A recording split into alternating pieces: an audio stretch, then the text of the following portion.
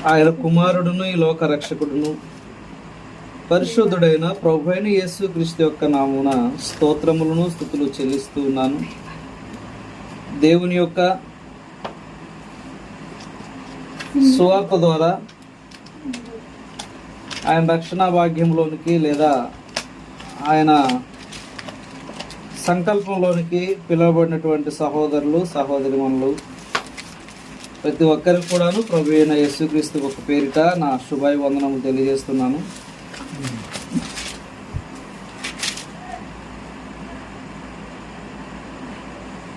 చదువుకున్నటువంటి లేఖనము చాలా గొప్ప సంగతి అక్కడ మనం ఆలోచన చేసి ఉంటాం. బహుశా ఒకసారి బయట విషయాన్ని మేము ముందుకు తీసుకొస్తున్నాను. ఉత్తరాది భారతాన మన జరిగిన హోలీ పండుగ సందర్భంగా కులము మతము అనేటువంటి వివక్షతో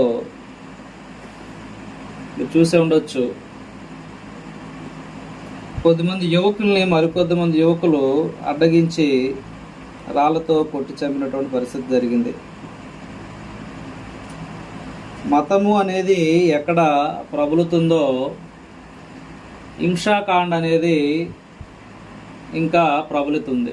ఇది గమనించాలి. అమర్త్య సేన్ అనేటువంటి ఆర్థికవేత్త బడిలో మతము గురించి కులం గురించిన ప్రస్తావన లేనప్పుడే దేశ భవిష్యత్తు బాగుంటుంది అని ఆయన ముక్త కంఠంతో చెప్పడం జరిగింది. దేశ భవిష్యత్తు అనేది 4 గోడల మధ్య ఉన్న పాఠశాలల్లో తీర్చిదిద్దబడుతుందని అనేక మంది విద్యావేత్తలు చెప్పడం మనం విన్నాం. వివేకానందుడు కావచ్చు, అంబేద్కర్ కావచ్చు, గొప్ప గొప్ప వాళ్ళు చెప్పారు. ఎందుకంటే 5 ఏళ్ల వరకు పిల్లవాడు తల్లి దగ్గర ఉంటాడు.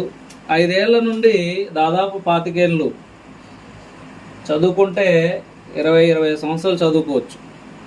చదువు అంత ఎక్కువ ఉంటే పీజీలు చేస్తే, పిహెచ్డీలు చేస్తే, ఎంఫిల్ చేస్తే కనీసం 20 సంవత్సరాలు 25 సంవత్సరాలు విద్యకే జీవితాన్ని తాకట్టు పెట్టచ్చు. 10th క్లాస్ వచ్చేసరికి 15 సంవత్సరాల దగ్గర వస్తుంది. ఇంటర్మీడియట్ అయ్యేసరికి 17-18 సంవత్సరాలు వస్తుంది. డిగ్రీ అయ్యేసరికి 21-22 సంవత్సరాలు వస్తుంది. ఈలోగా పీజీ చేద్దామంటే 25 సంవత్సరాలు అక్కడికి పూర్తి అవుతుంది. ఈలోగా ప్రత్యేకతంగా విద్యా వ్యవస్థలలో మళ్ళీ బీఈడీ చేయాలను మరొకటి చేయాలనుకుంటే అక్కడికి 27 సంవత్సరాలు ముగుస్తుంది. ఈలోగా నువ్వు పిహెచ్డీ చేయాలనుకుంటే మరొక 2 ఏళ్ళు 29 సంవత్సరాలు ముగుస్తుంది. ఈలోగా అందులో మళ్ళీ ఫిలాసఫీ ఏదైనా చేయాలనుకుంటే ఇంకో 2 సంవత్సరాలు పోతుంది. ఇలాగా ఆలోచిస్తే దాదాపు 30 ఏళ్ళ వరకు విద్యా వ్యవస్థలోనే పిల్లవాళ్ళ యొక్క భవిష్యత్తు నిర్మితం అవుతూ ఉంటుంది. ఒక 5 ఏళ్ళు మాత్రమే కుటుంబంలో ఉంటారు. తల్లిదండ్రుల చేతిలో 5 ఏళ్ళు మాత్రమే ఉంటాడు.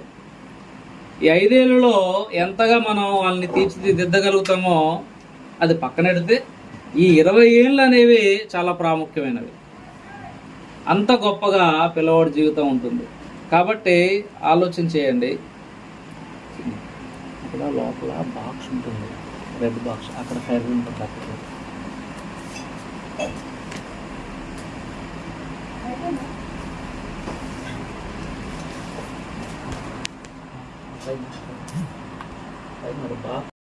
కాబట్టి దేశం బాగుపడాలంటే, ఈ ప్రపంచంలో ఉన్నటువంటి ప్రతి దేశం బాగుపడాలంటే మనిషి బ్రతుకును బాగు చేసేది ఒక నిర్దిష్టమైనటువంటి బోధ,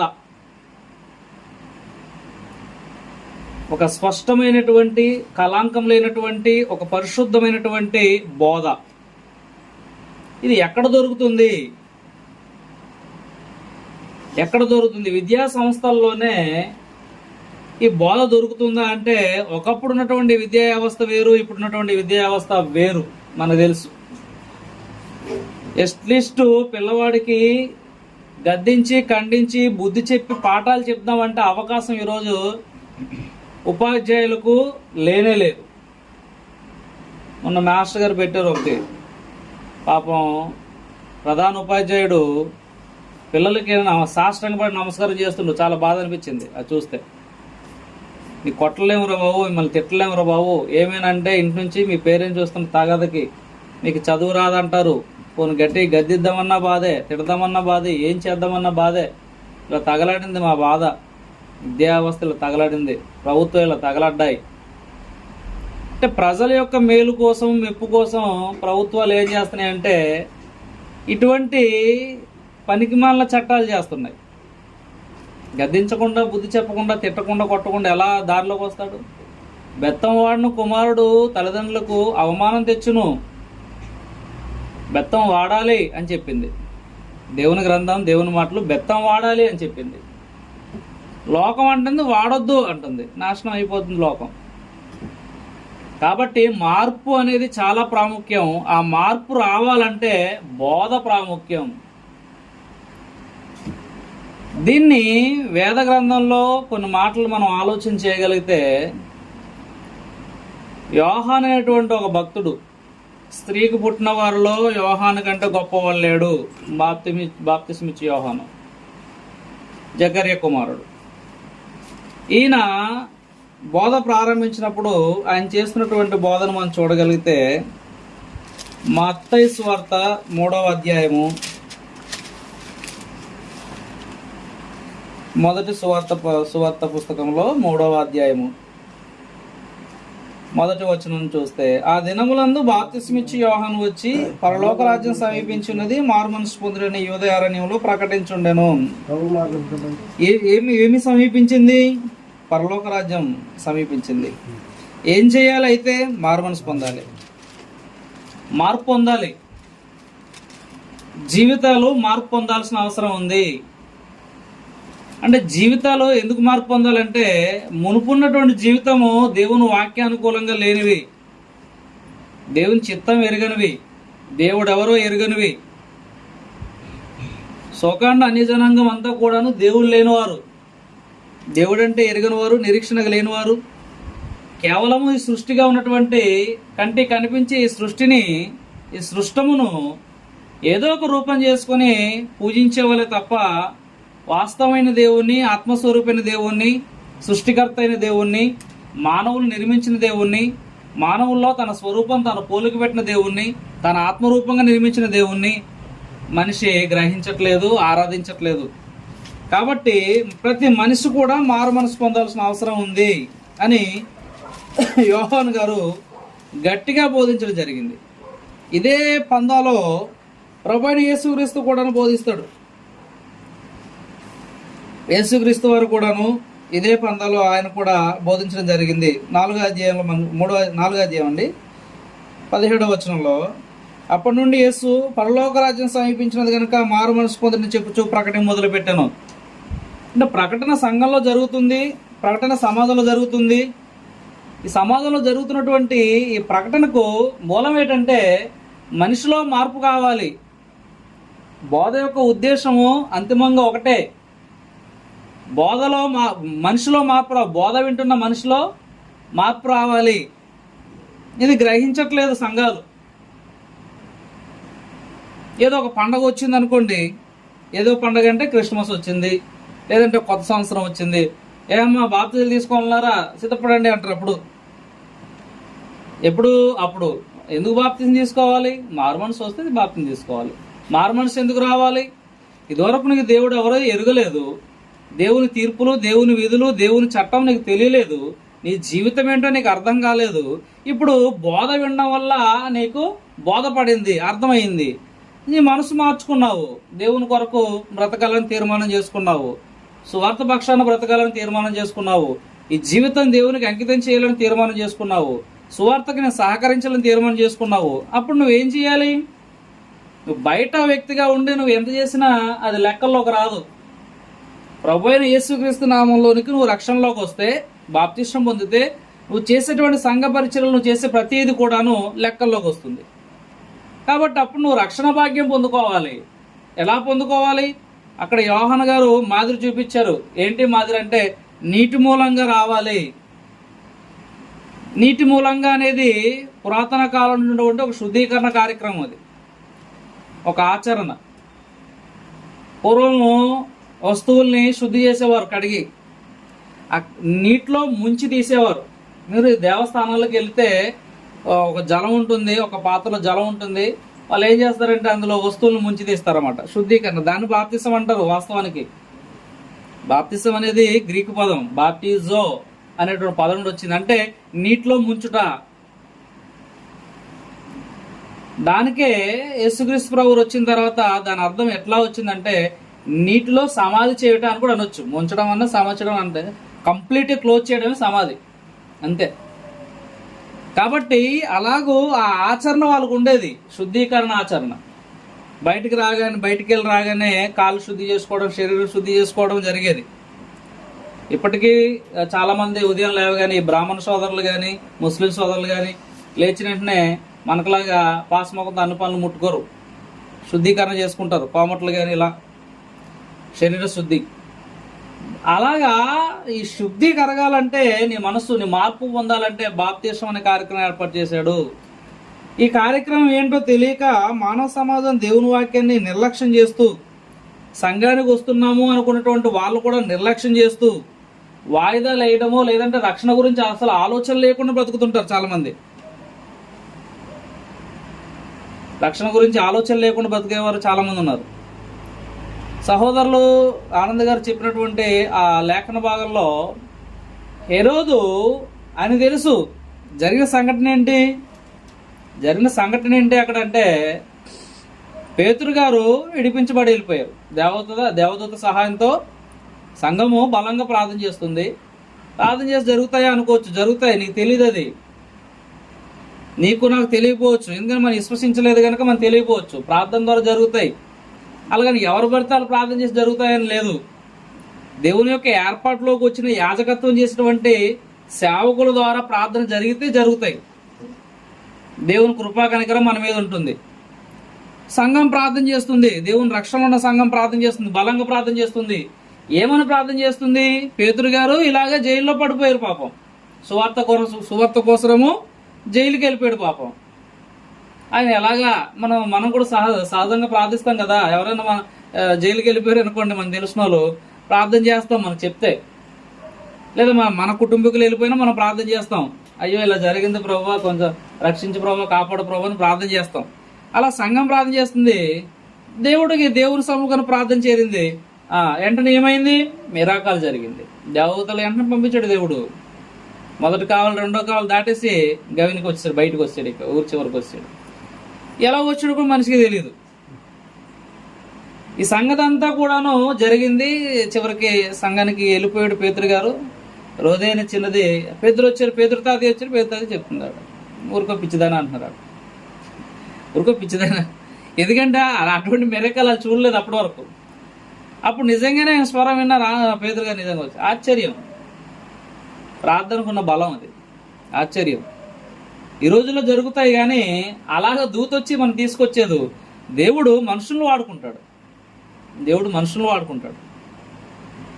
నీ కష్టాలు ఉన్నప్పుడు, నీకు బాధలు ఉన్నప్పుడు, నీకు ఇబ్బందులు ఉన్నప్పుడు మన సహోదరులను వాడుకుంటాడు. అనారోగ్య పరిస్థితులు ఉన్నప్పుడు వైద్యులను వాడుకుంటాడు. ప్రమాదాలు ఉన్నప్పుడు దేవుడు వాళ్ళు కాపాడుతాడు. నాకు జరిగిన ప్రమాదం భయంకర ప్రమాదం. అది ఎలా జరిగిందంటే అది మెరకాలి. అంటే ఈరోజు మీ ముందు మాట్లాడడానికి నేను ఉండాలంటే ఆ రోజు ప్రమాదం దేవుడు నన్ను రక్షించాలి. ఆయన రక్షణ భాగ్యంలోనికి నేను ప్రవేశించి 1 వారం రోజులు అవుతుంది బాప్తిసం తీసుకొని. ఇదివరకు నాకు తెలియక చాలా కార్యక్రమాలు చేశాను, తెలుసుకున్నాను, మళ్ళీ రక్షణ భాగ్యంలోకి వచ్చాను. అడగండి ఆనంద్ గారికి. ఎక్కడ కూడా నేను వాక్యం చెప్పేవాను కాదు, ఇక్కడ ఇచ్చిన చెప్పేవాను. ఎందుకంటే అది నియమం కాదు, చాలా లోతైనది ఈ గ్రంథం, అంత తేలిగ్గా అర్థం అవ్వదు. కాబట్టి ప్రియులారా, జరిగిన విషయం ఇది ఎంక్వైరీ చేస్తే అయ్యో లేటండి బాబు, మేము తప్పించలేదు అంటున్నారు వాళ్ళు. మరి ఎలా వెళ్ళిపోయాడు? రోజు అడుగుతున్నాయి, ఎలా వెళ్ళిపోయాడు? మరి ఏదో జరిగింది అంటే అద్భుతం జరిగిందనే సంగతి ఏ రోజు తెలుసు. ఆ విషయం మాట్లాడొచ్చు కదా. మీటింగ్ పెట్టినప్పుడు అదే జరిగింది, అదే కార్యక్రమం జరిగింది, హాట్ టాపిక్ అది. దేవుడు ఇలా మెరాకాలు చేసి చెప్పొచ్చు కదా. బబులోను అధినేత నెబుకద్నెజర్ మాట్లాడాడు ఒకప్పుడు. యూదుల దేవుడు, ఇశ్రాయేలు దేవుడు గొప్పవాడు, అధిక శక్తిమంతుడు, అధిక పరిశుద్ధుడు, నా రాజ్యం అంతటా ప్రకటించాడు అన్నాడు. ప్రపంచ దేశాలు, ఆయా భాషలు, ఆయా ప్రాంతాలు, ఆయా రాష్ట్రాల్లో, ఆయా ప్రజలకి ఇశ్రాయేలు దేవుడు గొప్పవాడని ప్రకటించండి అన్నాడు. అంతే. అన్యుడు దేవుని మాట వినలేదు. వినకపోతే ఏం చేశాడు? దేవుడు గడ్డి మేయించాడు. పక్షి గోళ్ళుగా చేతులు గోళ్ళు వచ్చేసాయి. పక్షి రెక్కల్లాంటి శరీరం ఆకారం మారిపోయింది. మనిషి అడవికి వెళ్ళి గడ్డి తిన్నాడు. రాజు నెబుకద్నెజరు, ప్రపంచాన్ని పరిపాలించినటువంటి అతిపెద్ద సామ్రాజ్యం బబులోను సామ్రాజ్యం, ఆ సామ్రాజ్యాన్ని ఏలినటువంటి రాజు నెబుకద్నెజరు. ఇది చరిత్ర, ఎవడు కాదనడానికి వీల్లేదు. గడ్డి మేసిన తర్వాత బుద్ధి వచ్చింది ఆ మనిషికి, మారు మనసు పొందాడు. అప్పుడు ప్రకటిస్తున్నాడు ఇజ్రాయేల్ దేవుడే గొప్పవాడు. ఏం చేశాడు అంత ముందు? ఏం చేశాడని ఆ శిక్ష? ఏం చేశాడు? బొమ్మ చేసి ఇది దేవుడు రా మొక్కండి అన్నాడు. అంతే. దేవుడు ఇది మొక్కడే అన్నాడు. మొక్కపోతే చంపేస్తున్నాడు. అప్పుడు ఏమన్నాడు? దానిలో ఏమన్నారు? ఏం చేసుకుంటావు రాజా, చేసుకో దమ్ముంటే అన్నాడు. అంతే. చావనే చేస్తాం కానీ బొమ్మకు మొక్కేది లేదన్నాడు. అప్పుడు సింహం కొదవ సింహం దగ్గర పంపించాడు. ఆ సింహం ఏం చేసింది? బిస్కెట్ వేయకుండానే సైలెంట్గా ఉండింది. షడ్రక్ మేషక్ అబేద్నెగోలు వీళ్ళు కూడా మేము పూజించామన్నారు. వాళ్ళని ఏం చేశాడు? 7 అంతలు అగ్నిగుండం పెంచి అందులో పడేశాడు. పడేసిన వాళ్ళు చచ్చారు తప్ప పడిన వాళ్ళు బతికేన్నారు. ఈ మెరాకలు చూసిన తర్వాత అతనికి అర్థమైంది, ఇశ్రాయేలు దేవుడు గొప్పవాడు, ప్రకటించండి ఇక నా దేశం అంతటా అన్నాడు. అన్యుడు ఏమన్నా కళ్ళ ముందు కనిపించింది దృశ్యం. వాళ్ళు చెప్తున్నారు, భటులు చెప్తున్నారు, పోలీసులు అందరు చెప్తున్నారు, అధికారులు అందరు చెప్తున్నారు. వినాలి కదా, ప్రకటించాలి కదా. ఏదో సోచి చెప్తున్నాడు వచ్చి గడ్డి గురించి. జరిగింది గొప్ప సంగతి, మాట్లాడుతుంది గ్రాసం గురించి. మరి పొగడాలి కదా, చుట్టుపక్కల రాజ్యాలు ఇచ్చిపుచ్చుకోవడాలు ఉన్నాయి కదా. అందుకని ఆ తురినీలు వీళ్ళందరూ ఏం చెప్తున్నారు? అబ్బాబా ఈ దేవపలుకులు అంటారు అన్నమాట. దైవస్వరమే కానీ దైవస్వరం ఇది. మనుషులు మాట్లాడు, గడ్డి కోసం మాట్లాడితే దైవస్వరమా? మతం కోసం మాట్లాడితే దైవనీత, కులం కోసం మాట్లాడితే నీత. ఇటుపోతుంది రాజ్యం. కాబట్టి వెంటనే దేవుడు ఇలా కాదు, వీళ్ళకి అసలు చూపించాల్సిందే. జరిగింది ఏంటి, నేను చేసిన కార్యం ఏంటి, నువ్వు మాట్లాడేది ఏంటి? దేవుడు ఊరుకోలేదు, వెంటనే మొత్తాడు. అంతే. మనకు కూడా దేవుడు ముత్తడండో, మీకు తెలీదు.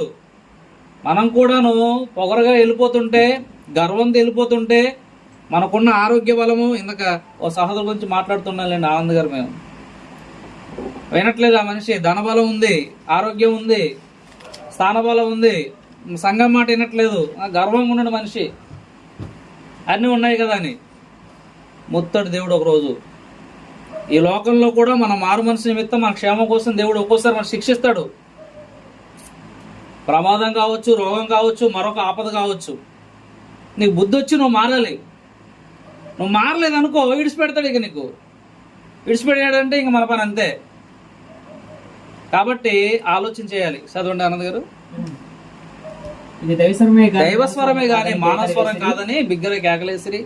అతడు దేవుని మహిమపరచనందున, దేవుని జరిగిన కార్యాన్ని నువ్వు చెప్పి ఉంటే దేవుని మహిమపరిచినట్లు.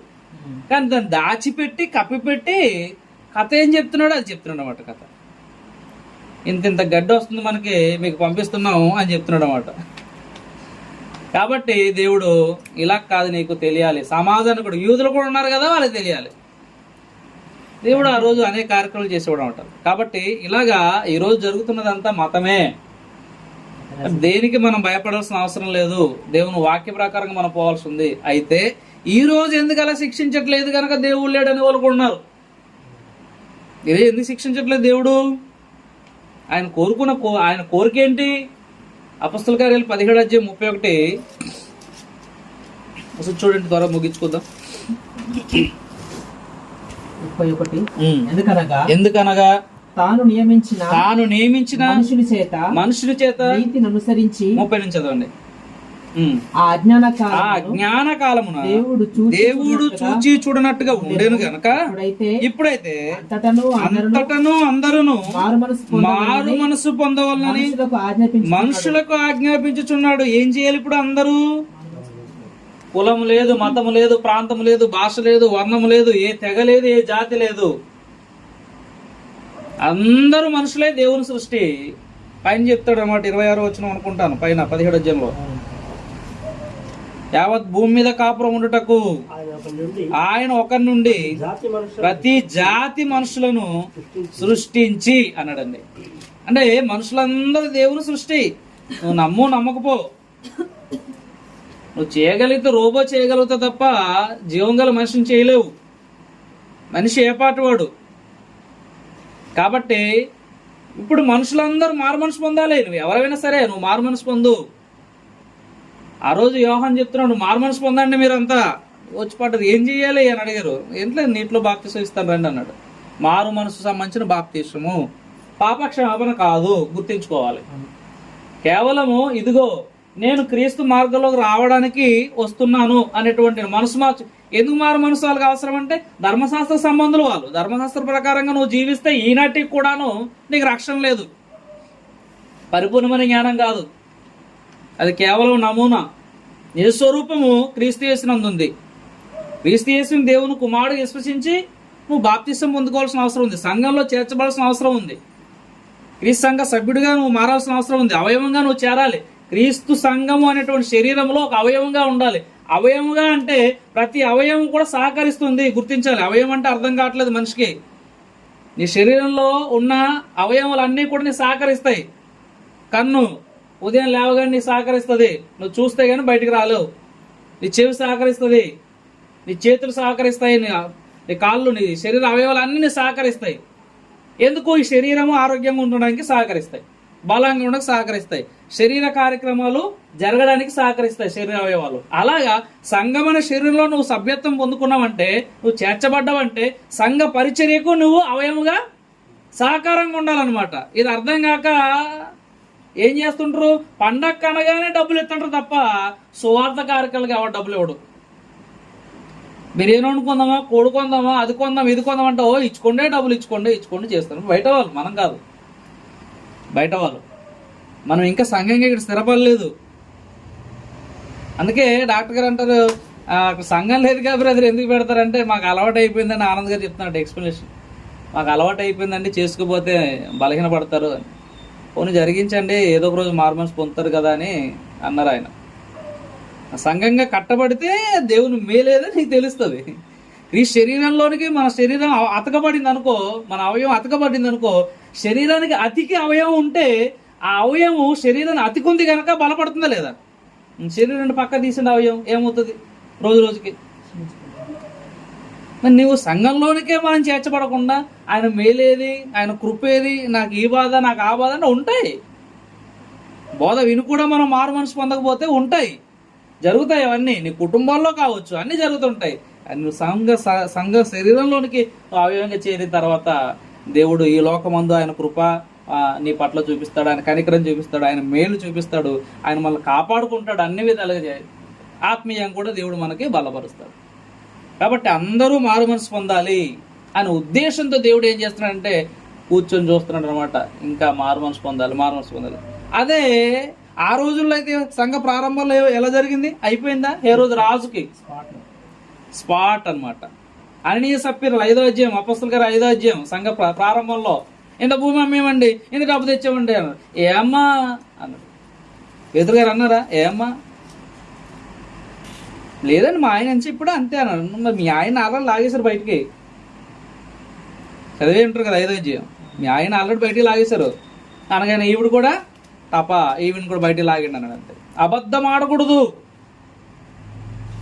మనలో బాప్తిజం తీసుకోండి నాకు చెప్తా అంటే నేను నాలో ఉన్న బలహీనతలు ఉన్నాయి. నాకు ఆ బలహీనతల్ని కంట్రోల్ చేసుకోవడానికి, కట్ చేయడానికి ప్రయత్నం చేస్తూ ఉన్నాను ఇన్ని నెలలు, ఇన్ని సంవత్సరాలు. ఒకటి కంట్రోల్ చేసుకోవాలి ప్రతిదీ. అబద్ధం కూడా ఆడకూడదు సుమా. నువ్వు మనుషులతో కాదు దేవునితోనే అబద్ధం ఆడితివి. లాగేశారు చూసారు ఇద్దరిని. పొలం కమ్మారు. ఆ రోజుల్లో సువార్త అధికంగా జరుగుతుంది మంచిగా. అందరూ ఆస్తులను అమ్మేసి మరి ఇచ్చేస్తున్నారు. అంతే కొద్ది మంది అలాగే ఆలోచిస్తారు. ఆస్తులను అమ్మేస్తుంటారు, ఇచ్చేస్తుంటారు. నాకు తెలిసిన ఒక అన్న ఉన్నారు, ఆయన జీతం అంతా చాలా వరకు సేవకులకే పెడేస్తుంటారు. సేవకే పరిచర్య చేస్తున్నారు. ఎందుకంటే పరిచయం చేయండి, నెలకి నేను ఇంత సాయం చేయగలుగుతాను. సువార్త కూటలు ఉంటే నాకు చెప్పండి, నేను సాయం చేస్తాను. చేస్తానే అంటాడు అలాగా.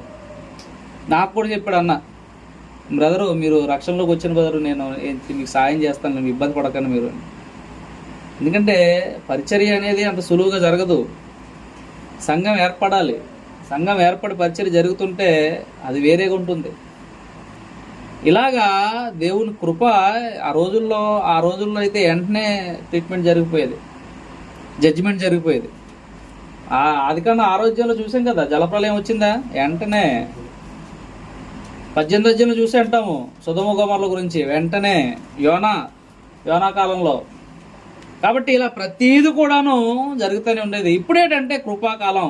చివరి రెఫరెన్స్ రోమపత్రిక 2వ అధ్యాయం 4-5 వచనం చూద్దాం. రోమిలిస్టు పత్రిక 2వ అధ్యాయం 4-5 వచనాలు.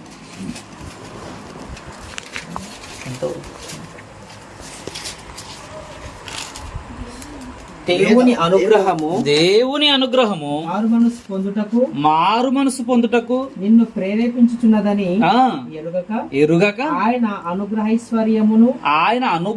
ఐశ్వర్యమును సహనమును దీర్ఘశాంతమును తృణీకరించుదువా.